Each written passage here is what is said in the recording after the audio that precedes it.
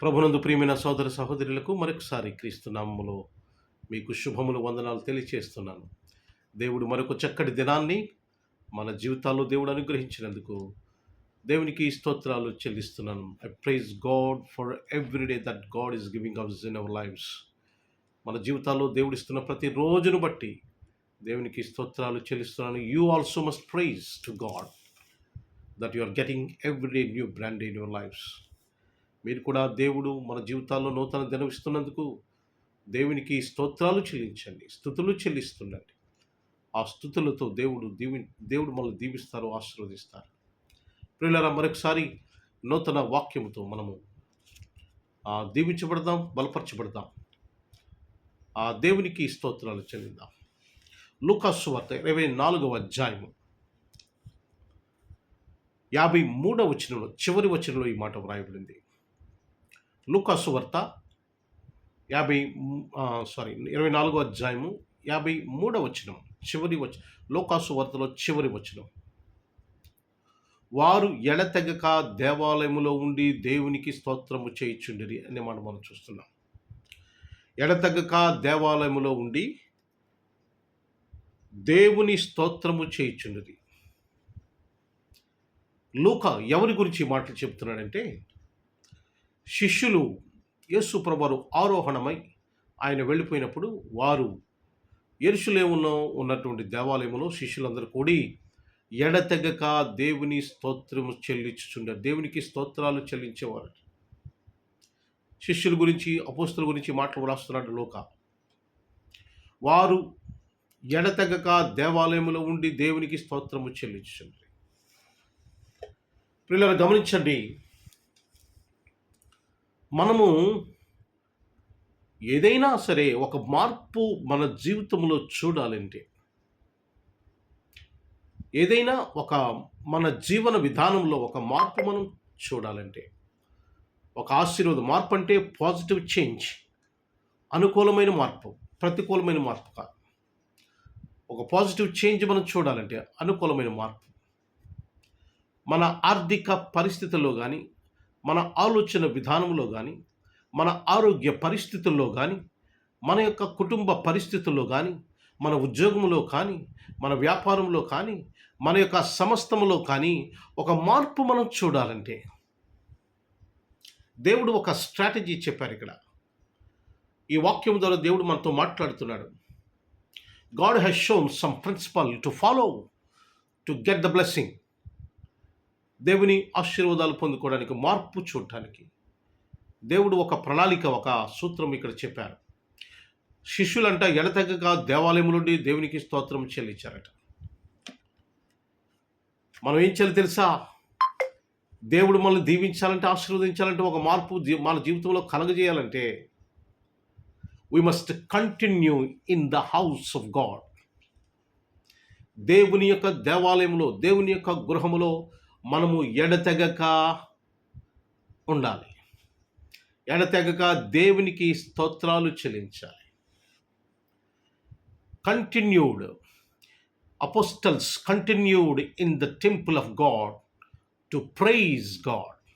దేవుని స్తుతించటానికి వారు దేవాలయంలో ఎడతెగక దేవునికి స్తోత్రాలు చెల్లించేవాళ్ళు.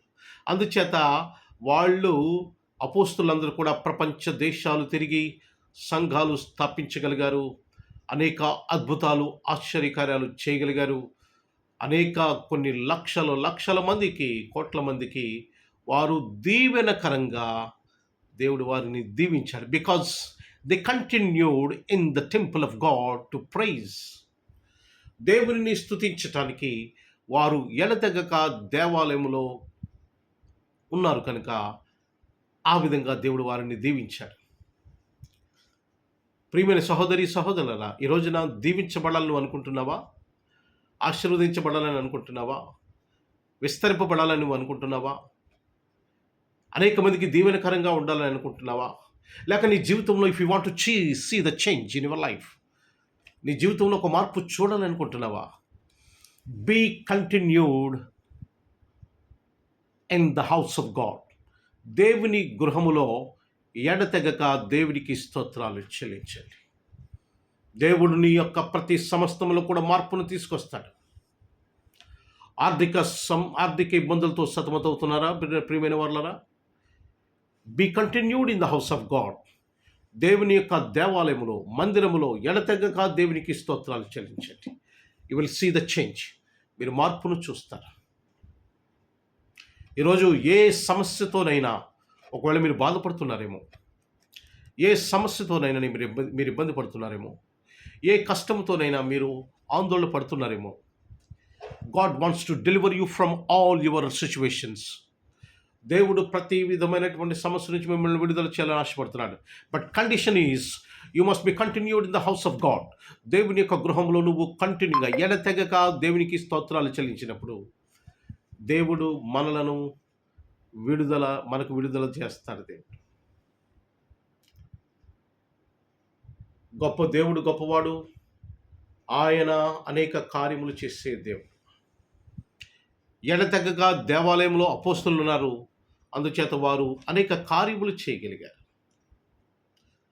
దేవుని మందిరములు ఈరోజు ఎడతెగక మనం ఉన్నట్లయితే అనేక కార్యములు మనం చూస్తాం. దేవుని మందిరంలో ఎడతెగక ఉండడం అంటే ప్రతి ఆదివారము ఆరాధనకు రావటం. సంఘములో ఏ కార్యక్రమాలు ఉన్నాయో, బుధవారం అవ్వచ్చు, శుక్రవారం అవ్వచ్చు, ఏ రోజైనా ఏదైనా సంఘ కార్యక్రమాలు ఉన్నప్పుడు మనము ఆ కార్యక్రమాల్లో తప్పకుండా పాలు పంపులు పొందాలి. అది ఎడతెగక దేవుని దేవాలయం నుండి స్తోత్రాలు చెల్లించడం అంటే అది దాని అర్థం. ఒక వారం వచ్చి ఒక వారం మానేయటం, లేక మన ఇష్టానుసారంగా ఒక క్రమ పద్ధతి లేకుండా ఇష్టం వచ్చినప్పుడు రావటం, లేకపోతే మానేయటం దేవుని మందిరానికి, ఇది కాదు ఎడతెగక ఉండడం అంటే. ఎడతెగక ఉండడం అంటే ప్రతి ఆదివారం సేవకులు నిర్ణయించినటువంటి సమయానికి దేవుని మందిరానికి రావాలి, దేవుని స్తుతించాలి, ఆరాధించాలి, దేవుని వాక్యములో పాలు పంపులు పొందాలి, దేవుని యొక్క బిడ్డలతో, తోటి బిడ్డలతో మనం సహవాసం కలిగి ఉండాలి, మనము దేవుని కార్యక్రమాల్లో పాలు పంపులు పొందాలి, దేవుని పరిచర్య చేయాలి. ఇది దేవుని దేవాలయం నుండి దేవునికి స్తోత్రాలు చెల్లించడం అంటే ఇది దాని అర్థం. కనుక ప్రియమైన సహోదరి సహోదరులరా, మనము ఏ పరిస్థితిలో ఉన్నాం సార్ ఆలోచన చేయండి. మన జీవితంలో ఉన్నత స్థానానికి మనం వెళ్ళాలనుకున్నప్పుడు మనం తప్పకుండా దేవుడు మనలో మార్పు తీసుకురావాలని అనుకున్నప్పుడు తప్పకుండా మనము ఎడతెగక దేవుని యొక్క దేవాలయములో మనము ప్రార్థన చేయాలి, దేవునికి స్తోత్రాలు చెల్లించి. అపోస్తలులు అదే చేశారు. అందుచేత వాళ్ళు ఆత్మీయ బలం పొందుకుని అపోస్తలులందరూ కూడా 12 మంది శిష్యులు కూడా చాలా గొప్ప గొప్ప కార్యాలు చేశారు. ఈ 12 మందిలో ఇస్కరియోతు యోధ లేడు, కానీ ఆ ఇస్కరియోతు యోధ కాకుండా అపోస్తలుడైన పౌలు కూడా చేరాడు ఇందులో. కనుక 12 మంది శిష్యులలో ఈ శిష్యులందరూ కూడా చాలా గొప్ప పరిచర్య చేశారు. దేవుని సువార్త ప్రపంచానికి చాటి చెప్పారు, సంఘాలు స్థాపించారు, ఈ యొక్క సత్యాన్ని లోకానికి బోధించారు, దేవుని చిత్తాన్ని బోధించారు.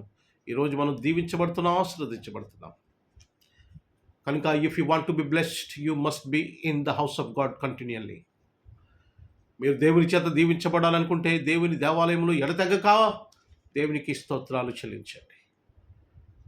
God will make change in your life, in your financial situation, in your family, in your job, in your business, and in your everything. నీ సమస్తమైన దాంట్లో దేవుడు ఒక మార్పును తీసుకొస్తాడు, ఒక positive change. God will bring it out. కనుక ప్రియమైన సహోదరి సహోదరుల, ఎడతెగక దేవుని మందిరంలో దేవునికి స్తోత్రాలు చెల్లించండి, దేవుని పరిచర్యలో పాలు పంపులు పొందండి, దేవుని సేవకునికి సహాయకరంగా ఉండండి. God will bless you. దేవుడు మిమ్మల్ని దీవిస్తాడు. ఆమేన్. God bless you all. దేవుడు మిమ్మల్ని దీవించిన ప్రార్థన చేసుకుందాం. మహాపరిశుద్ధుడైన దేవా, మీ నామానికి వందనాలు, స్తోత్రాలు, స్తుతులు చెల్లిస్తున్నాం. మా జీవితంలో మరొక నూతన దినాన్ని మీరు అనుగ్రహించినందుకు మీకు ఎన్నో స్తుతులు, స్తోత్రాలు చెల్లిస్తున్నాం. ప్రభువా, ఇదిగో నాయనా, మరొకసారి మీ పాద సముఖమునకు వస్తున్నాం. మమ్మలను, మా ప్రార్థనలను స్వీకరించమని ప్రభువా, మా ప్రార్థనలకు ప్రతిఫలం మిమ్మల్ని కోరుతున్నాం. ఆరోగ్యం లేని వారికి ఆరోగ్యం దయచేయండి ప్రభువా.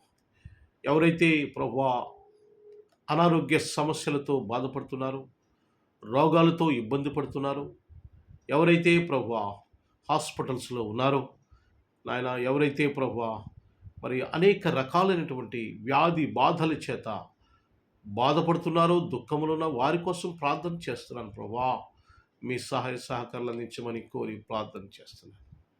ఎవరైతే ఆర్థిక ఇబ్బందుల్లో ఉన్నారో, రుణ సమస్యల్లో ఉన్నారో, ఈ జీవితం ఎందుకు అని అనుకుంటున్నారో, దేవా ప్రభువా అలాంటి వారిని నాయన ప్రభువా మీరు విడుదల దయచేయమని కోరుతున్నాను.